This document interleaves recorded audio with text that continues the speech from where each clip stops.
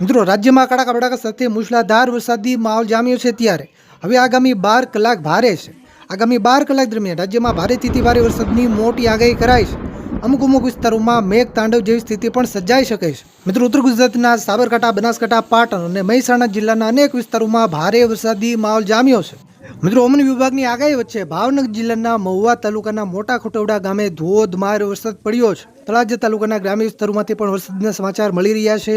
મિત્રો રાજકોટમાં ધોધમાર વરસાદ છે। ગોંડલના વિસ્તારો હોય અરવલ્લી, ભિલોડા, દાહોદ, છોટાઉદેપુર, પોરબંદર, ગીર સોમનાથ, વેરાવળ, રાધનપુર, વિસનગર, સિદ્ધપુર, ડીસા, ધાનેરા, પાલનપુર, નર્મદા, સુરત, નવસારી, વલસાડ, તળાજા સહિત અનેક વિસ્તારોમાંથી વરસાદના સમાચાર છે। મિત્રો હવે આગામી 12 કલાક સુધી કયા વિસ્તારોમાં ગાજવીજ સાથે મુશળધાર વરસાદ તૂટી પડશે તેની વાત કરવી છે, પણ તે પહેલા આ વિડીયોને લાઈક કરવાનું ભૂલતા નહીં। આવી જ રીતે આખું ચોમાસું વરસાદના સમાચાર સૌથી પહેલા જોવા માટે આપણી આ ચેનલને ખાસ સબસ્ક્રાઇબ કરવાનું પણ ભૂલતા નહીં। તો મિત્રો ખાસ સમજો મિત્રો, પહેલા આપણે ઉત્તર ગુજરાતના વિસ્તારોથી શરૂઆત કરીએ, કારણ કે ઉત્તર ગુજરાતના કેટલાક વિસ્તારોમાં મેઘરાજા તોફાની બેટિંગ કરી રહ્યા છે।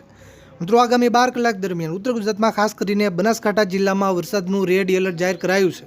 એટલે કે બનાસકાંઠા જિલ્લાના વિસ્તારોમાં આગામી 12 કલાક દરમિયાન ભારેથી લઈને અતિ ભારે સુધીનો વરસાદ પણ પડી શકે। પાટણ અને મહેસાણા જિલ્લામાં પણ વરસાદનું ઓરેન્જ એલર્ટ જાહેર કરાયું છે। એટલે કે આ જિલ્લાઓના વિસ્તારોમાં પણ ભારેથી લઈને અતિ ભારે સુધીનો વરસાદ પણ પડી શકે। સાબરકાંઠા અને ગાંધીનગર જિલ્લાના છૂટાછવાયા વિસ્તારોમાં મધ્યમથી ભારે વરસાદની આગાહી કરાઈ છે।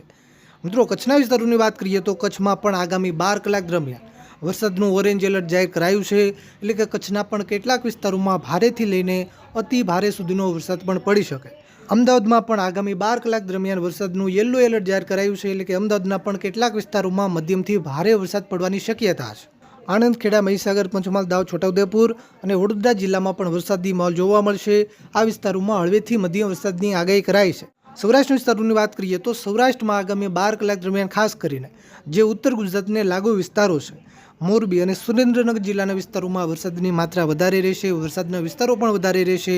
આ વિસ્તારોમાં મધ્યમથી ભારે વરસાદ પડવાની શક્યતા છે।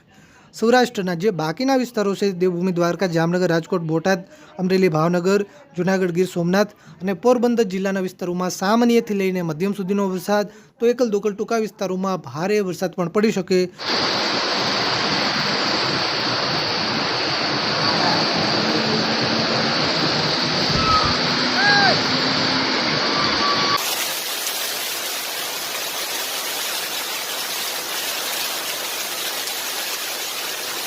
મિત્રો નીચે કોમેન્ટમાં ખાસ જણાવો કે તમારા વિસ્તારમાં કેવો વરસાદ છે, કેવો પવન છે, નીચે કોમેન્ટ કરવાનું ભૂલતા નહીં। આ વિડીયોને તમારા બધા જ ગ્રુપમાં શેર કરજો, જેથી બધા મિત્રો સુધી માહિતી પહોંચે। આવી જ રીતે વરસાદના કોઈ પણ ઉપયોગી સમાચાર સૌથી પહેલા જોવા માટે આપણી આ ચેનલને ખાસ સબસ્ક્રાઇબ કરવાનું પણ ભૂલતા